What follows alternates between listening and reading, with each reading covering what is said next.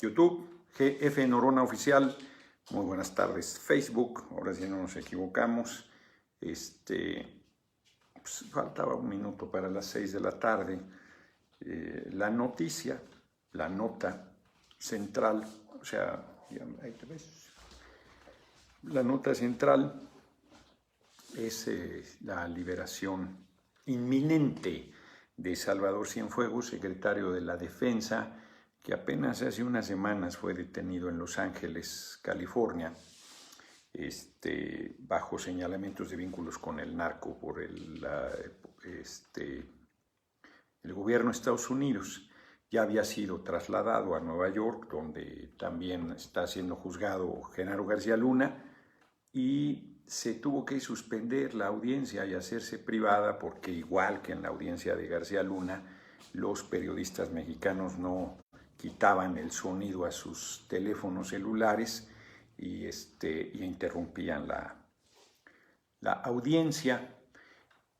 El compañero presidente, entro directo al tema, sin más. Los que se van incorporando tarde pues ya lo verán, porque ahora no comenté ninguna cosa adicional. Voy a comentar varios asuntos, pero entro ya entré sin escalas al tema, directísimo. El compañero presidente fue muy cauto desde la detención de Cienfuegos. Dijo que él iba a ser el único vocero y, sin embargo, hoy Marcelo Ebrard ha ratificado que la Fiscalía de Estados Unidos, en un acuerdo con la Fiscalía General de la República de México, ha decidido retirar los cargos para que la Fiscalía mexicana haga su propia investigación y su propio proceso. La verdad es que sobre el triunfo de Biden había gente, comenté como en un desayuno en el Camino Real se me acercaron los meseros, 4 o 5 meseros, y me dijeron, ¿y qué implicaciones va a tener que Biden haya ganado la presidencia? ¿No van a soltar a Cienfuegos y a García Luna? Y dije, no, hombre, claro que no. O sea, el Poder Judicial en Estados Unidos tiene autonomía y eso no sucederá. Y resulta que el Poder Judicial de Estados Unidos ha sido doblado por el poder político. Con razón estaban celebrando tanto la derecha el virtual triunfo de Biden a la presidencia de Estados Unidos. Yo creo que García Luna no va a ser liberado. Ahí el asunto está demasiado enderezado. Y aquí habría dos posibilidades. Una, que los elementos que tiene el gobierno de Estados Unidos no fueran suficientemente sólidos y que haya decidido por ello liberar a Salvador Cienfuegos. Esa posibilidad yo no la considero sólida porque pues el gobierno de Estados Unidos no lo habría detenido si no hubiera elementos serios para su detención. Es un despropósito que hagas una acusación tan grave sin tener una mínima de bases que respalden la acusación. Reitero, siendo un golpazo al ejército mexicano, a las Fuerzas Armadas, porque el secretario de la Defensa es el secretario de las Fuerzas Armadas en México, es el honor más grande que un militar puede tener, y si bien es designado por el presidente de la República, que es el jefe máximo, el general en jefe de las Fuerzas Armadas, es un civil, los militares tienen un poder propio, es un ejército surgido de la revolución, tienen un poder político indiscutible, a diferencia de ejércitos latinoamericanos, no se han inmiscuido en política al grado de intentar golpes de Estado, esto es, de tirar por la vía de las armas de manera violenta, romper el orden constitucional e imponer un gobierno de facto, un gobierno militar, como sucedió en México con Victoriano Huerta cuando apresaron al presidente Madero, y preso, que es una renuncia arrancada en esas circunstancias, es ilegal. Es una renuncia bajo amenazas de muerte, con el compromiso de que sería liberado, de que habría un tren a su disposición para irse a Veracruz y de ahí exiliarse en Europa. Su familia, de hecho, estaba ahí esperándolo la noche en que firma la renuncia, y el secretario de Relaciones Exteriores, Lascurain, lo traiciona miserablemente y entrega la renuncia antes de que se cumpla su liberación. Y luego no solo hace eso, sino además renuncia después de 45 minutos en la presidencia, porque ante la ausencia del presidente, el secretario de Relaciones Exteriores era en esa época quien asumía la presidencia temporalmente, momentáneamente, tan momentánea que duró 45 minutos, designó a Victoriano Huerta, luego renunció y entonces recayó en Victoriano Huerta el cargo de presidente de facto, porque había encabezado bueno, él no había encabezado el golpe militar, lo había encabezado Félix Díaz, Bernardo Reyes, ambos estaban presos y fueron liberados de sus respectivas cárceles. Bernardo Reyes pierde la vida en el Zócalo intentando tomar Palacio Nacional, y Félix Díaz sí logra refugiarse en la Ciudadela, y ahí con ellos en la Embajada de Estados Unidos hace un acuerdo Victoriano Huerta. El cargo de presidente era para Félix Díaz, y luego le toma el pelo, queda que no va a ser él, sino que temporalmente se queda Huerta y que luego convocará elecciones y no convoca nunca y se queda con el cargo de presidente. Y no es más que la revolución la que logra tirarlo. Hay que reconocerle a Venustiano Carranza, muy denostado a estas alturas. Hoy, este año se cumplen 100 años de su asesinato en Tlaxcalaltongo,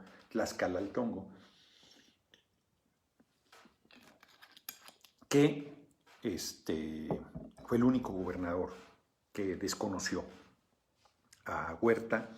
Se nombró primer jefe del ejército constitucionalista e inició una rebelión que lo único que planteaba era restablecer el orden legal, no era un plan revolucionario, y lograron su objetivo. Y luego ya la diferencia entre los convencionistas, una convención de revolucionarios que hubo en Aguascalientes, que desconocen a Huerta, le quitan el mando a Villa, que eran los que estaban polarizando, finalmente se decanta en una guerra civil que acaban ganando los constitucionalistas al ser derrotado el ejército convencional de la convención y al ser derrotado Francisco Villa.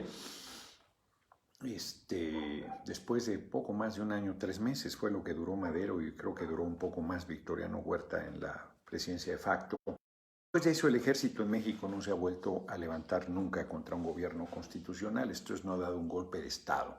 A la derecha aquí quisiera que depusieran al compañero presidente López Obrador, que diera un golpe de Estado. El ejército se ha manejado de manera institucional, y la detención de Cienfuegos generó una tensión sin duda al interior de las Fuerzas Armadas, sin duda. En Latinoamérica sí ha habido cualquier cantidad de golpes de Estado, en Argentina, en Chile. Qué problema, qué frustración que se esté cayendo la señal. Yo quisiera que eso no sucediera, pero pues es el servicio de Internet, ¿qué vamos a hacer? Entonces les decía yo, en Latinoamérica sí hubo cualquier cantidad de golpes militares, bueno, en Chile, Pinochet, después de una larga tradición democrática en aquel país. En fin, lo que les quiero decir es que en México el ejército no se ha prestado a desconocer a un presidente, ha servido de manera institucional, primero a los del PRI, que eran además surgido de la revolución, en teoría también ese partido, no en teoría, así fue, luego se fue dando la espalda hasta que ha traicionado absolutamente los postulados de la Revolución Mexicana, de las cuales supuestamente era heredero y producto. El PRI ahora son lo mismo que el PAN, tan es así que están trabajando por una alianza PRI-PAN. Bueno,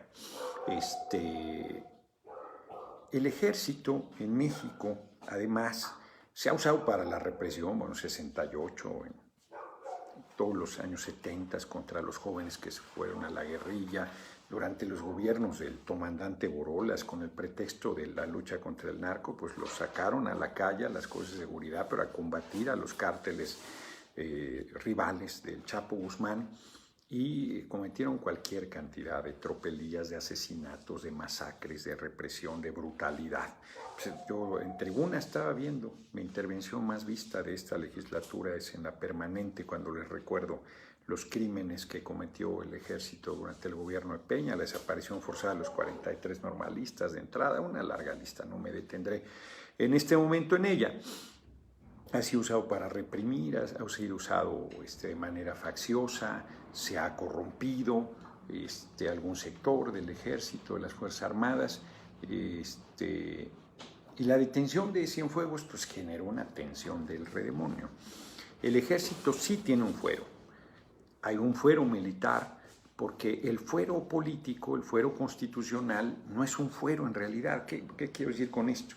Un fuero es que tú solo puedes ser juzgado por los tribunales especiales del cual forma parte la corporación de la que tú, en la que tú estás.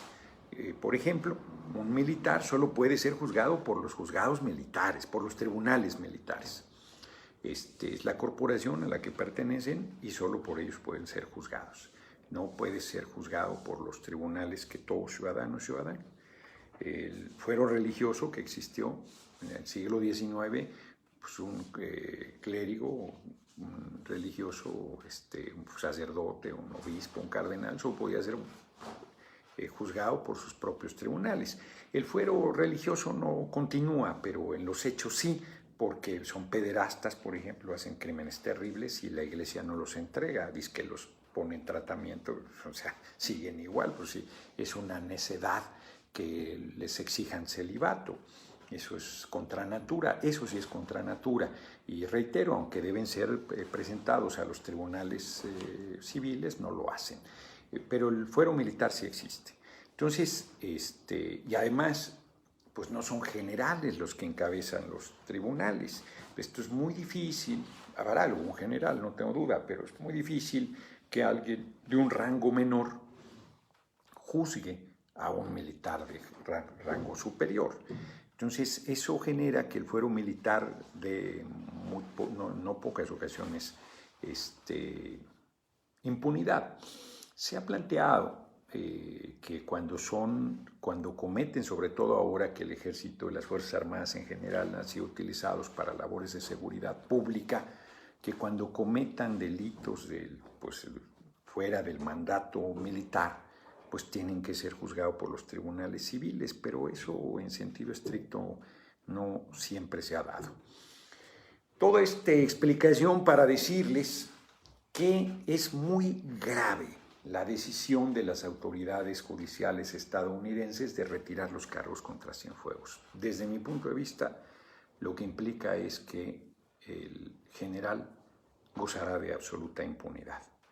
Yo no desconfío de mi gobierno y no desconfío del fiscal Hertz Manero, pero veo muy difícil que pueda enderezarse una acusación contra Cienfuegos por las razones que ya he esgrimido, tanto porque existe un fuero militar como porque no existe un precedente de esa naturaleza en nuestro país, y dado la presión enorme que tiene nuestro gobierno, la posibilidad de que descoloque a las Fuerzas Armadas, se irriten contra el gobierno que encabeza el compañero presidente, se prestaran a un golpe de Estado, es un riesgo demasiado grande. Y entonces yo veo con mucha preocupación la liberación de Cienfuegos. Me parece, hay quien plantea que van sobre Peña, no. En Estados Unidos, no, si no los juzgamos aquí, no los van a juzgar a Peña, a Calderón, sino los debemos juzgar aquí. La Fiscalía debe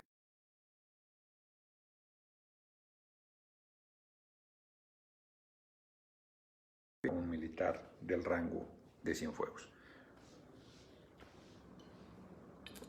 Porque es todo este debate, además de que el compañero presidente ya dijo que no hay una investigación por vínculos con el narco contra Cienfuegos. ¿Qué información irá a entregar Estados Unidos? No parece que mucha, porque dice que haga su propia investigación la Fiscalía General de la República. Entonces, reitero, a mí me parece que ahora sí empezaría a entenderse la enorme alegría de la derecha frente al triunfo de Biden, porque quiere decir que en el caso de Cienfuegos, bueno, pues ya está claro, en el caso de Cienfuegos ya dieron marcha atrás, que se veía muy difícil porque eso pone en ridículo a la justicia estadounidense, a todos aquellos que ven Estados Unidos con mucho encanto, pues yo supongo que se van a desencantar, porque se acredita que en Estados Unidos, igual que sucedía en nuestro país, el poder político define este tipo de cosas. Nosotros estamos ahí en el peor de los mundos, porque primero por convicción nosotros no le vamos a dar órdenes al Poder Judicial, pero aunque quisiéramos dárselas no nos obedecerían, porque el Poder Judicial pertenece al viejo régimen, pertenece al régimen corrupto, fueron formados bajo el régimen del PRI y del PAN, y por lo tanto a ellos responden. Ahí hay un obstáculo grande. Yo estoy convencido que hay que rehacer todo el Poder Judicial,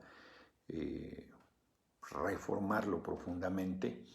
Las cosas de injusticia son legión en el país, no hay lugar del país al que vayan que no me encuentre yo con reclamos por la impartición de justicia, por corrupción, por un asunto terrible. Y en un caso como este, yo espero, ojalá me equivoque, pero me temo que Cienfuegos la ha librado y que quedará impune.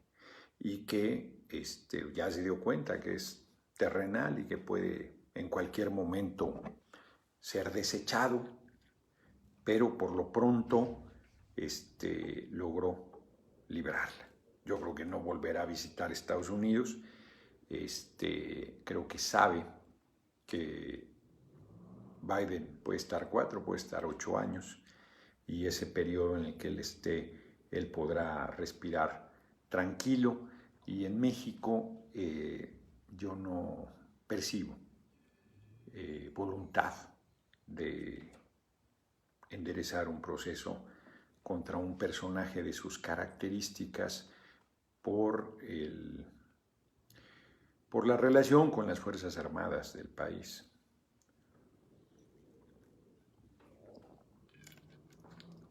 No juzgo el hecho, simplemente no veo las condiciones.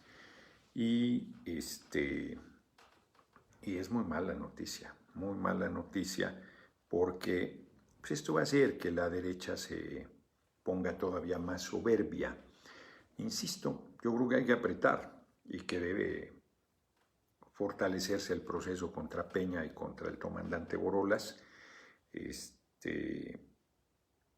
Yo creo que las Fuerzas Armadas deben hacer una revisión seria y a fondo de los niveles de corrupción que hay en su interior y empezar a limpiar, empezar a aplicar la ley desde los propios tribunales militares y entregar a los militares a la autoridad civil cuando los delitos que le encuentren así lo justifique.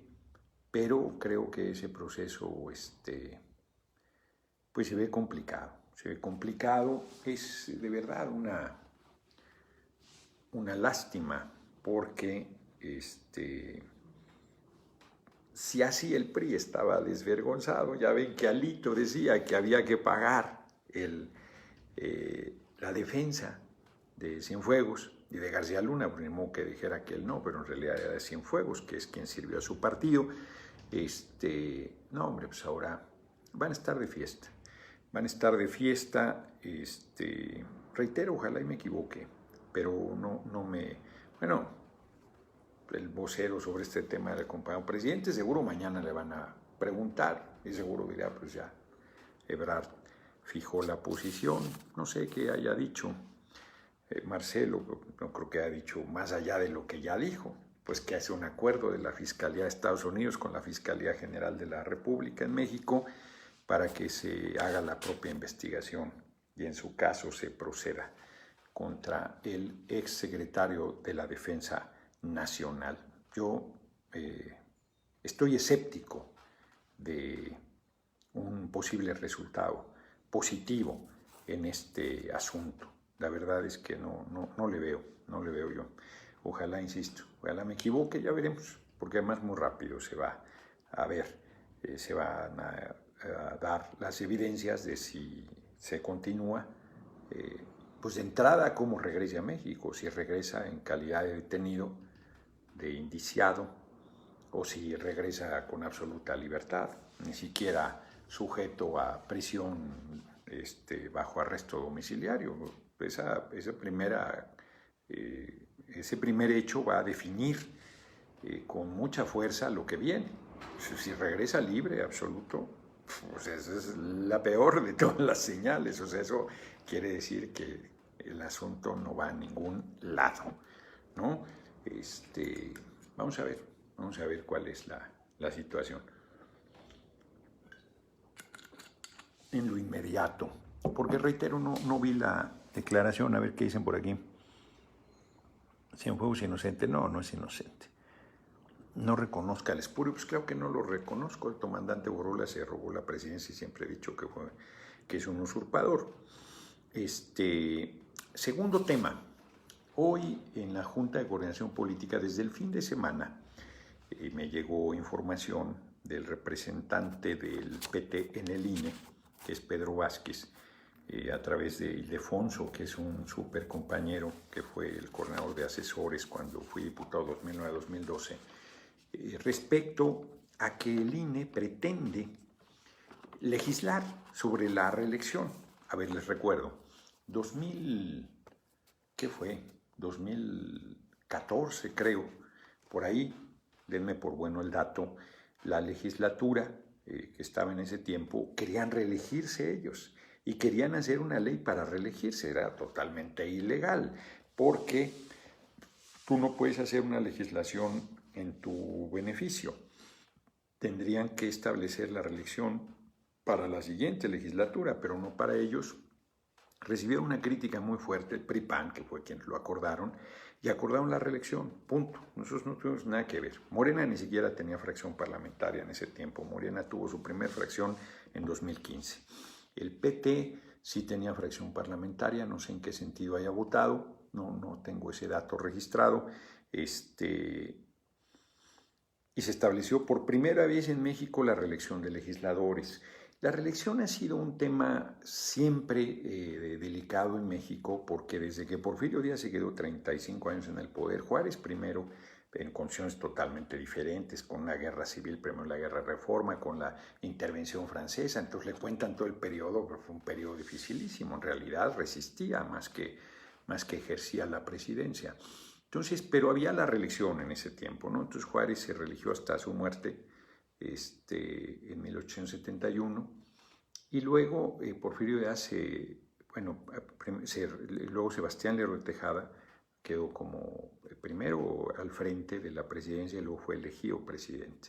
Y en 1876 pretendió reelegirse Sebastián Lerdo de Tejada, la Constitución se lo permitía.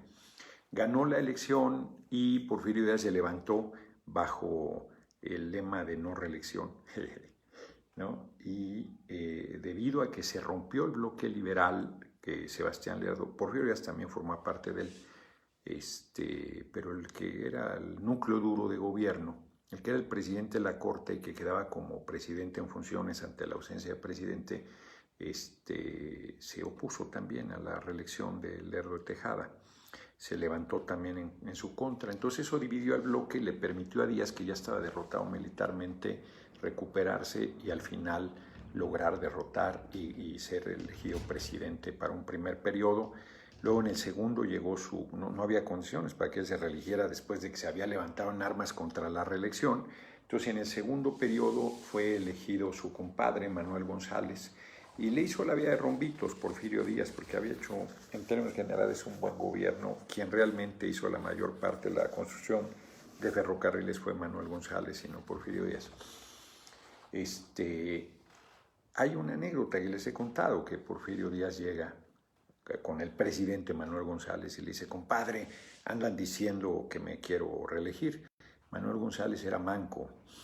Cuando se rebeló contra el presidente Juárez en 1867, quizás, en esa primera elección, él era el jefe de la Guardia de Palacio Nacional, que era un cargo como el jefe del Estado Mayor Presidencial.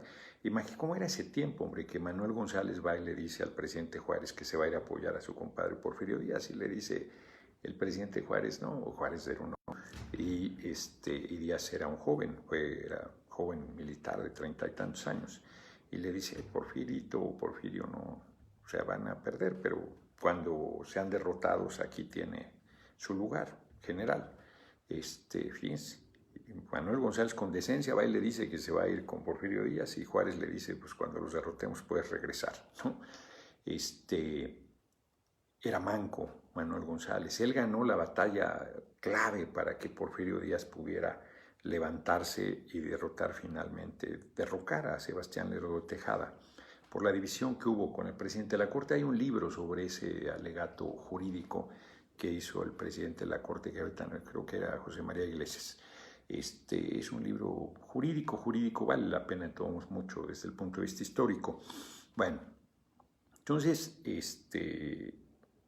segundo periodo es para Manuel González, y Manuel González recibe a Porfirio Díaz, y Porfirio Díaz le dice que andan diciendo que él quiere ser presidente, pero que él no quiere, ¿no?, volver a la presidencia. Entonces Manuel González, que insisto era manco, empieza con el brazo que tenía a abrir cajones y le dice: Porfirio Díaz, ¿qué busca, compadre? Al pendejo que se lo crea, compadre, ¿no? Y bueno, Porfirio Díaz regresa y no suelta la presidencia nunca más, ¿no? 1876, 80, 84, desde 1884 hasta 1910, que lo derroca la revolución, Porfirio Díaz se reeligen los gobernadores, se reeligen los diputados, los senadores, y cuando gana la revolución, sufragio efectivo, no reelección, el lema que todavía se firman así los oficios del gobierno con Madero, la reelección queda como un estigma absoluto. Entonces no hay reelección, no solo de la presidencia, sino de nadie.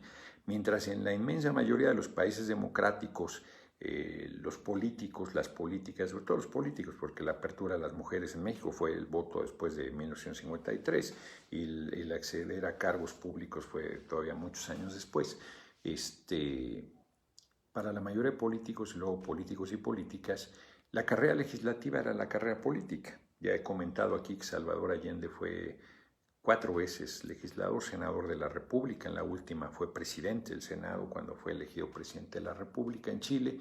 Y todo el mundo hace una larga carrera política. Bueno, en Estados Unidos, los candidatos frente al presidente que se reelige o frente al candidato del partido que deja la presidencia, regularmente son senadores, regularmente, no siempre, que hacen una larguísima carrera política, tienen reelección ininterrumpida, y es perfectamente democrático. Nunca se pide licencia. El presidente Donald Trump no pidió licencia. A los senadores que están buscando ser reelegidos en el cargo, en esta vez no hubo elección de senadores, creo. Los diputados, la Asamblea de Representantes que le llaman, pues no piden licencia, y cuando hay reelección de senadores no piden licencia, y Angela Merkel no pide licencia, y en España, y en Gran Bretaña, y en todos los lugares donde hay un parlamento, Chile, en Argentina, en Brasil, en Uruguay, en Honduras, en Salvador, todos lados, no piden licencia, porque además, pues tú no puedes vaciar al Congreso. Si todo el Congreso va a buscar su reelección, pues se quedan los suplentes. En el mejor de los casos, pues pones en riesgo un poder, uno de los 3 poderes de la República. Entonces no se pide licencia. Nosotros, la mayoría de esta legislatura, nos tocó, no hicieron las legislaturas anteriores la legislación específica, solo hicieron la reforma constitucional, pero la ley para la reelección no la hicieron. Y lo único que nosotros hicimos fue reproducir lo que dice la Constitución, ¿no? Pues que se puedan reelegir y punto, y las condiciones y punto. Se mandó al Senado y la oposición, que estábamos con ventaja, que queríamos usar recursos públicos, no manejamos recursos públicos los legisladores, los diputados y diputadas, ¿no? Aprobamos el presupuesto, pero no manejamos recursos públicos. Que la ventaja que veamos de pedir licencia, Marta Tagle, que fue senadora por nosotros, suplente de Alejandra Barrales, y que nunca pidió licencia en el Senado para ser diputada plurinominal por Movimiento Ciudadano, ahí de desvergonzada diciendo que vamos a renunciar. Total que hoy se informó que la diputada Sauri tuvo una reunión privada con Lorenzo Córdoba del INE, porque el fin de semana el INE decidió legislar. El Senado no aprobó lo que nosotros le mandamos por demagogos, ¿no? Por la crítica que estaba habiendo. Ni siquiera iba a ser para ellos, iba a ser para los nuevos senadores, bueno, para ellos senadores, pero hasta dentro de 6, 5, 4 años. Era para la elección de diputados. Y no la hizo. Se prestó ahí demagógicamente a la presión y ya no aprobó lo que nosotros le mandamos, ni lo tocó siquiera.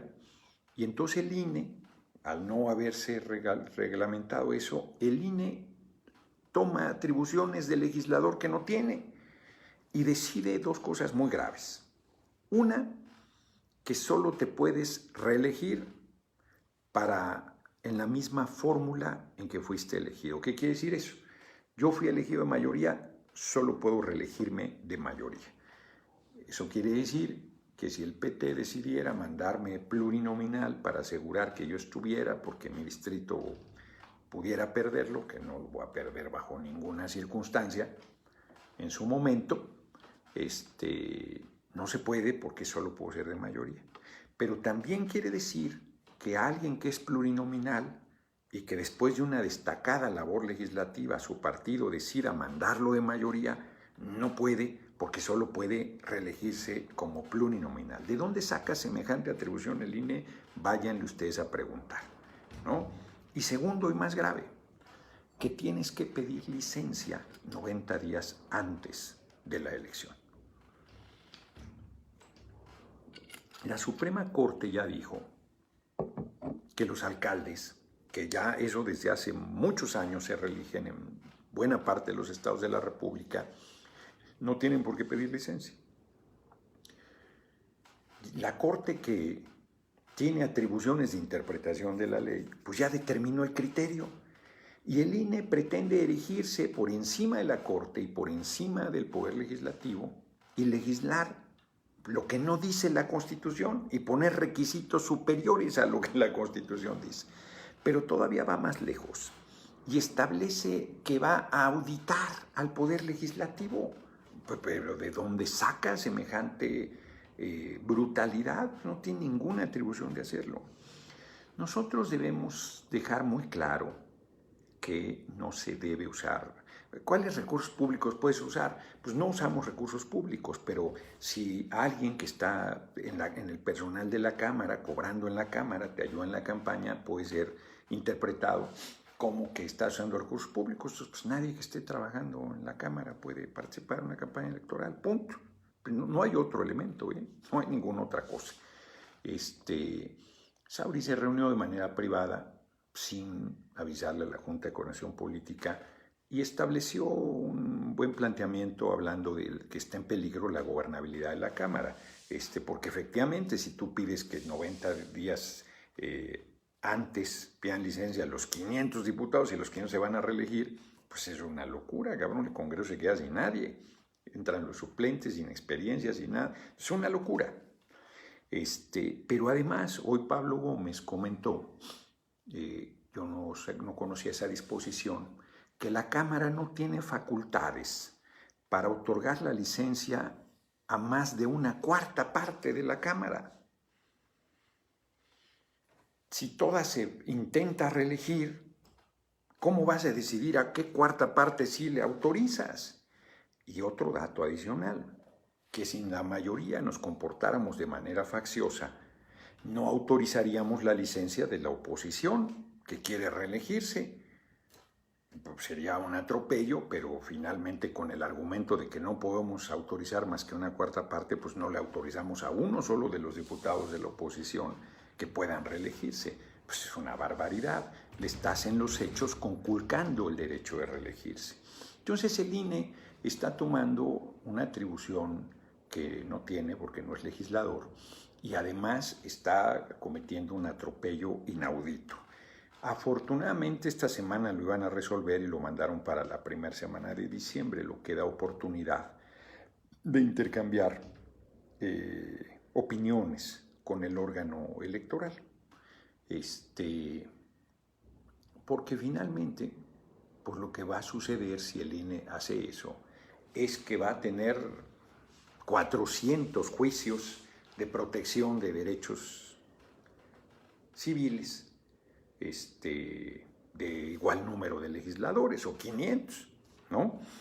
Porque pues están los hechos negando el derecho a la reelección. Es como algunos compañeros que planteaban que cambies de género en los distritos. Ahorita hay paridad.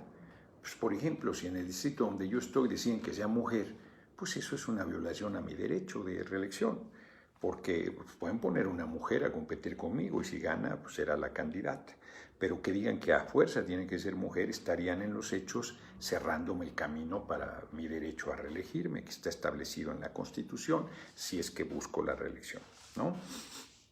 Entonces, en esas cosas tienen que ser muy cuidadosos. Es la primera vez que se va a reelegir, que se pueden reelegir los legisladores, legisladoras, es correcto el hecho. A mí me hubiese gustado que la reelección se diera cuando ya fuéramos totalmente maduros democráticamente, que ya estuviera la garantía absoluta del respeto al voto de la ciudadanía, que el sistema electoral fuera absolutamente confiable, que el órgano electoral fuera absolutamente imparcial, ¿no?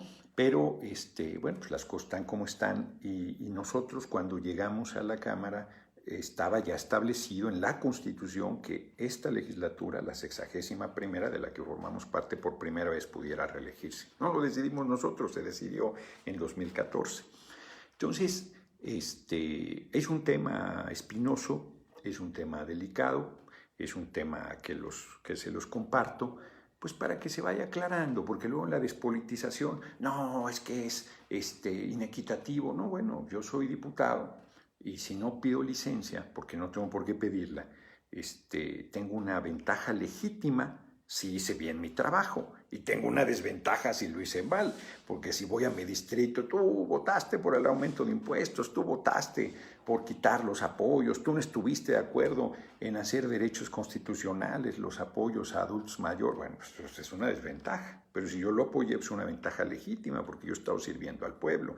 Es una ventaja que cualquier gobernante o legislador, legisladora, tiene en regímenes democráticos donde el proceso de reelección existe. Y reitero, que yo sepa, en ningún lugar del mundo quien se va a reelegir pide licencia, ningún lugar del mundo. Entonces, y si lo hay es la excepción. Primer tema que quería comentar con ustedes, además de lo del retiro de cargos a Cienfuegos. Segundo tema, fíjense que no me había dado cuenta, se dieron cuenta un colaborador y mi mujer, que en el canal de YouTube de la Cámara de Diputados, los videos más vistos, los 28 tengo yo, de los 20 videos más vistos, 13 son míos. Los cuatro primeros, todos son míos. 1.6 millones el número 1, 1.1 millones el número 2, 877,000 el número 3, 818,000 el número 4. Todos, por supuesto, duran mucho más de 5 minutos las intervenciones, que no es fácil que la gente esté tanto tiempo. El quinto lugar es una mujer que habla, no me acuerdo qué tema, no es diputada, tiene 628,000 y dura 51 segundos. El sexto lugar es un caso singular porque es la legisladora María de los Ángeles Huerta y su intervención dura 42 minutos y tiene 628,000 reproducciones. Luego el 7, 8, 9 son míos, 466,000, 410,000, 387,000. El décimo es una conferencia del PT que da Reginaldo Sandoval, pero yo también intervengo, tiene 378,000. El 11 y el 12 son míos. El 13 es un parlamento juvenil, 39 segundos. 14, 15 son míos. El 16, parlamento infantil, dura 59 segundos, tiene 230,000. El 17 es mío. El 18 es mío. 19 del PT, Margarita García, con 271,000, creo. 207,000. El 20 de Cimello Olvera de Morena con 205,000. El 21 son varios con 197,000. El 22 es mío con 189,000. 23 y 24 de Tatiana con 176,000 y 164,000. Tatiana Cloutier. El 25 es mío con 161,000. El 26 Dolores Padilla con 159,000. El 27 de la sección instructora con 140,000 y el 28 mío con 133,000. Dicho de otra manera, con números puntuales, soy el legislador más popular de la 64ª legislatura. Las intervenciones que más se ven son las mías, siempre sobre temas de fondo, siempre sobre temas importantes, y es una cosa fuerte, porque pues en el Parlamento se platica y se debate, y que 13 de 20 primeros lugares sean míos, los 4 primeros de manera absoluta, y con una diferencia entre el primero y el quinto, que no es mío, es más de 2-1. 628,000 por 1,600,000. Más de 2-1. Y el sexto de María de los Ángeles, que sí es diputada, 628,000 también, más de 2-1. O sea, que es impresionante, para decirlo de manera sin eufemismo y sin arrogancia. Sin duda, el impacto de mis intervenciones es demoledor. Y esas campañitas que traían, pues con estos números se hacen polvo. Esto debe entrar en mi informe, que voy a dar en unos días más, porque es un dato muy relevante. Son intervenciones. Fíjense, curiosamente, la intervención que más visitas tiene en el canal de la Cámara de Diputados, en el sitio oficial de la Cámara de Diputados en YouTube, es una intervención que hice en el periodo extraordinario, no el periodo extraordinario, no, la Comisión Permanente en el Senado de la República sobre la supuesta militarización del país. Esa es la que tiene 1,600,000. No vi cuál es la que tiene 1,100,000. Pues son datos muy demoledores, diría yo, ¿no? Pues así están las cosas. ¿Cómo andamos de tiempo? 43 minutos, andamos muy bien. Ya dejó de caerse la señal, lo cual celebro mucho. Y un tema también muy importante. Punto y aparte, en otro renglón, con letra mayúscula, como te dictaban en la primaria. Otro tema, otro asunto muy grave. Recordarán que hubo un accidente en la feria de Chapultepec, terrible, donde unos jóvenes, creo que 3, en un juego, el juego se descarriló y pegaron con la cabeza en las estructuras del juego y murieron instantáneamente 3 jovencitos hace varios meses. Eso generó que uno de los espacios recreativos populares más importantes, porque ese es popular, o sea, no era barato, pero el más accesible para el pueblo, quedara cancelado, y ahí está deteriorándose y echándose a perder ese espacio que por décadas ha sido un lugar de disfrute, pero con una tragedia de ese tamaño, con razón, el gobierno que encabeza Claudia Sheinbaum lo clausuró. Six Flags México, que ha tenido muchísimos accidentes, pues no pasa nada.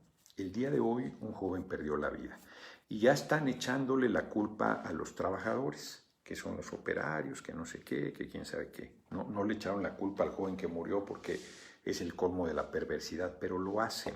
Yo les recuerdo que yo intervine en un caso que fue muy fuerte el 22 de febrero de 2019, va a ser 2 años ahora en febrero, un joven de Coahuila que vino con sus compañeritos que habían salido de la preparatoria a una visita a conocer la capital del país. Ya en el último día se fueron a Six Flags.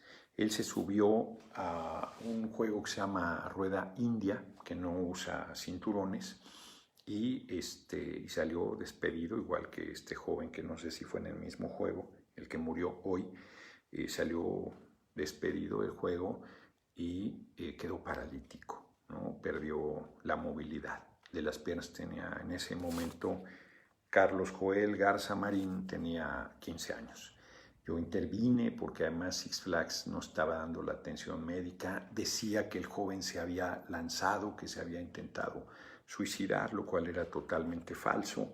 Lo atendieron en el hospital privado tan famoso ahí en el sur de la ciudad. Pero luego, cuando hicimos la denuncia, empezaron a presionar a la familia. Después se desplazaron a Monterrey, creo. Allá les siguieron dando atención médica, pero siempre condicionándosela, y al final, si mal no recuerdo, se la retiraron. Todo el tiempo hicieron una campaña brutal contra el joven, haciéndolo responsable del accidente, y no le dieron indemnización alguna a los canallas estos de Six Flags. Yo me acuerdo que hablé con la fiscal Ernestina Godoy y estaban metiéndole presión al tema. Además, por ahí salió que el lugar donde está sentado Six Flags, me parece que es del propio gobierno de la capital, se lo dieron en condiciones todo indicada de corrupción. El asunto parecía que iba, y al final acabó en agua de borrajas, lamentablemente. Bueno, pues hoy murió un joven, y ya están, insisto, queriendo ser responsables a los trabajadores de supuesta negligencia.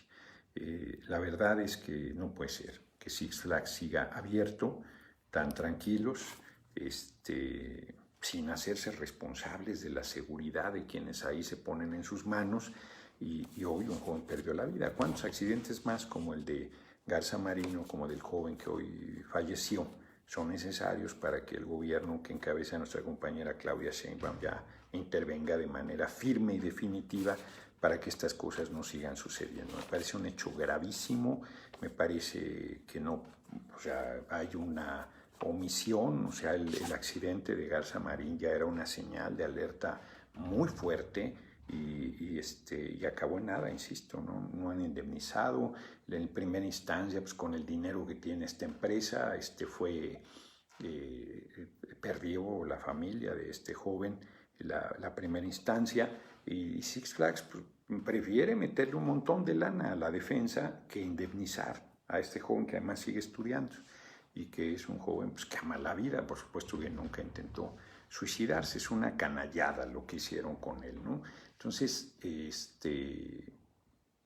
yo espero que este nuevo caso que se presenta pues haga reaccionar al gobierno capitalino e intervenga con toda firmeza, porque es verdaderamente miserable la actitud que la empresa Six Flags México tiene de escurrir el bulto en su responsabilidad cuando suceden cosas tan graves como pues, uno paralítico, otro pierde la vida, y ellos están tranquilos echándole la culpa primero al joven que, pues, encima de que quedó inválido de por vida, lo hacen responsable del asunto, y en este otro que perdió la vida, ahora un joven, ahora están pretendiendo hacer responsables a los trabajadores. O sea, no tienen, son unos canallas, la verdad, ¿no? Entonces, estos temas yo quería comentarlos el día de hoy con ustedes porque son muy importantes, la verdad, y es necesario que, pues que se revisen. Volviendo a lo de los diputados, fíjense, se me olvidó comentar que hoy todo mundo, el PAN, plenamente coincidente, Movimiento Ciudadano con sus maneras plenamente coincidente, el PRI, por supuesto, no, ni qué decir de Morena, PT, Encuentro Social, no sé si no estaba o no intervino, el Verde, totalmente de acuerdo, solo el PRD a través de Verónica Juárez, ahí sus intervenciones pues muy cuestionables, ¿no? O sea, pues no compartimos su posición, pero todos los demás, todo el mundo estamos de acuerdo en que el INE se está tomando atribuciones que no le corresponden y está queriendo, pues está poniendo en tensión el proceso electoral que debe conducir, ¿no? Y que no tiene ninguna facultad para meterse más allá de las ya fuertes atribuciones que tiene en materia de supervisión del ejercicio de recursos en las campañas, que es muy fuerte y que está bien que sea así, pero hasta ahí, hasta ahí. Pues esos son los temas hoy, Cienfuegos, que es una cubeta de agua fría sin duda. Yo creo que, bueno, sí, lo digo, yo creo que el compañero presidente estará más tranquilo porque lo vi intranquilo desde la detención de Cienfuegos, lo vi muy cuidadoso, lo vi muy cauto, planteando pues que, como además dice la ley, ¿no? O sea, eres responsable hasta en tanto te demuestren, eres inocente hasta en tanto te demuestren lo contrario, que había que esperar y una serie de cosas, y hoy me imagino que estará tranquilo con la determinación. Yo creo que en el combate a la corrupción y sobre todo en el combate a la impunidad es una mala señal, que no es nuestra, por cierto, no es una negociación nuestra ni un acuerdo nuestro, sino es una determinación que ha tomado el gobierno de Estados Unidos, ¿no? Segundo, pues ya vieron los números, que es importante, y lo de Six Flags, que es gravísimo, ¿no? La verdad es que hay que hacer un boicot a Six Flags, bueno, dejar de ir ahí y promover que la gente no vaya, pues hasta que no garanticen condiciones de seguridad, o sea, hasta que no indemnicen por lo menos a Garza Marín y a la familia del joven. O sea, la indemnización quema, te dan dinero y no, eso no te regresa la movilidad de las piernas. O sea, es terrible, ¿no? Y los tratamientos que de por vida necesitas, o sea, es una cosa infame. Y a la familia, pues por más dinero que le des, imagínate, tu hijo o tu hija va a divertirse y te regresa en un ataúd, hombre, o sea, es para volverse loco, cabrón, y que la empresa tan tranquila diga, ay, fueron los trabajadores, no tienen perdón, la verdad, ¿no? Está cabrón. Entonces yo creo que habría que hacer un boicot a Six Flags, ¿no? Hasta que modifiquen su actitud. Yo espero que clausure el gobierno del DF y se revise. No estoy diciendo que se cierre esa empresa, pero que no pueda reabrir hasta que no garantice las condiciones de seguridad y asuma su responsabilidad sobre esos temas. Pues, digo, mínimo debería tener, a ver, tú conduces un auto, tienes que pagar un seguro y estos cabrones conducen tu vida, tú la pones en sus manos y ni siquiera hay un seguro que tengan contratado para que en este tipo de accidentes se hagan cargo. Por favor, hombre, pues es lo mínimo que una empresa de esas características debería tener. O sea, no puede ser, hombre. Es tan simple como eso, un seguro. Yo me subo una chingadera de esas y estoy asegurado por cualquier accidente que tenga en el pinche trique ese. A mí afortunadamente nunca me gustaron los juegos mecánicos, ¿no? Pero a la gente le gustan, ¿no? Se divierte ahí y debería tener primero la garantía de que la chingadera esa. Yo me acuerdo, mi madre tuvo alguna vez un galán que era responsable de la seguridad en la montaña rusa y creo que hacía 50 viajes en la montaña antes de abrirla para oír y ver, ¿no? Él mismo, ¿no? Para ver que estaba en buenas condiciones. Yo creo que eso se perdió, hombre. Se dejó de hacer. Entonces, no se puede jugar con la seguridad y con la vida de las personas. Y están en toda una intriga, todavía me da tiempo, sí, están en la intriga, para variar, con el tema del coronavirus, que somos el que más alta letalidad tiene, ¿no? Por número de contagios. Primero decían que las cifras que decíamos no eran verdaderas. Y ahora con las cifras que dan las autoridades, dicen que tenemos el más alto nivel, lo cual es falso también, ¿no? Y siguen intrigando y chingue, pues ¿cuál es su propuesta? ¿No se supone que los 6 exsecretarios de salud ya tenían la fórmula para en 6 semanas terminar con esto? ¿Por qué no se la han entregado a la Organización Mundial de la Salud? ¿O por qué no nos la han entregado a nosotros para que la hagamos efectiva? O sea, están mintiendo, están intrigando, son unos carroñeros, se la pasan todo el tiempo, pues jodiendo, hombre. Fíjense, ayer un compañero de prensa decía sobre el tema que también muy controvertido del gobierno del DF, de que ahora tienes que llevar un teléfono inteligente para entrar a un centro comercial. Yo por sí ni quiero ir ya a ninguno porque me choca toda la... Entras y gel y la temperatura. Y luego ya entraste a la plaza Y a cada pinche lugar que entras, el gel y la temperatura. A cada pinche lugar sales, sientes al siguiente, a la puerta siguiente, el gel, la temperatura. Yo por si el gel no lo uso nunca. O sea, para que ellos están histéricos, ni el cubrebocas, ni el gel. Nunca, ¿no? O sea, y este compañero criticaba esto con razón, el Pampi también, y decía, aquí están los jovencitos jugando fútbol sin cubrebocas. Pues, ¿cómo van a jugar con cubrebocas? Por favor, hoy subo aquí a la montaña. Déjate eso, os tengo que platicar. Subo a la montaña. No, venía de desayunar. Y una señora sale de su casa aquí en la montaña. Están vendiendo las, yo creo que están rentándola ahorita. Con pinche cubrebocas aquí en la montaña. No puede ser, cabrón. Qué locura. Aquí la gente anda relajada, ¿no? No. Pues déjalos que jueguen fútbol, le puse, cabrón, eso les hace bien a la salud. Van a jugar fútbol con cubrebocas, hombre, por favor. No, qué histeria, la verdad, qué histeria. Hoy por fin logré subir a la casita que hicieron los que apagan los fuegos de la montaña. Tienes toda la vista de las montañas. Tepoztlán, tengo que compartirles el video, no lo he subido a Facebook. Una chingonería nos costó, no tanto, si así es como 1 hora y media de caminata y hay una parte de esfuerzo de ascenso importante. Nos costó porque no encontrábamos, aunque nos dieron muy bien las especificaciones. Un compañero ahí que vive abajo, que se llama Miguel, que es un personaje, está haciendo su casa con puro material reciclado. Lleva 9 años construyéndola solo, está cabrón. Me dijo gordo el cabrón, no te digo, lo que hay que oír, bueno. Estoy al tiro, nos dio bien las indicaciones y por eso dimos, nos habíamos pasado, porque hay otro camino más hecho, y ese no era, es un caminito ahí. No, hombre, qué chingonería. Me hizo una transmisión de Facebook en vivo de una parte, pero el de la casita y esto acabo de, no sé si se envió a SDP la cima porque estaba lentísimo el internet, y si no ahorita la mandaré y les voy a compartir en Facebook un video que hice. Y yo quiero agradecer, fíjense, es como la vida, la montaña. Yo quiero agradecer a los miles y miles, porque deben ser miles de caminantes que pasaron antes que yo y que gracias a ellos hay un camino a ese punto y a montones de puntos maravillosos de la montaña.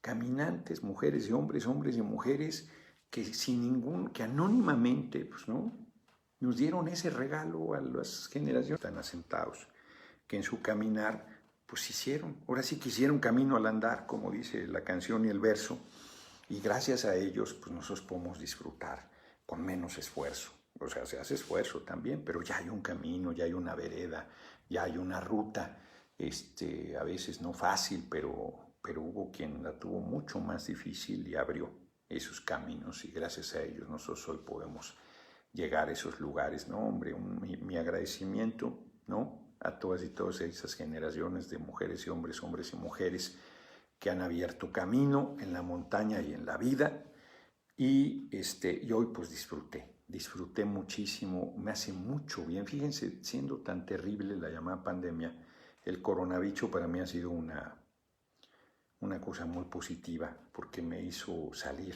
del DF que amo tanto y venirme a este espacio maravilloso y caminar por las montañas con tanta frecuencia, ¿no? La verdad es que muy chingón, muy chingón lo que me tocó vivir hoy, y ahí les subiré algunos videos de la cima. La cima, se veía el Popo, se veía Lista,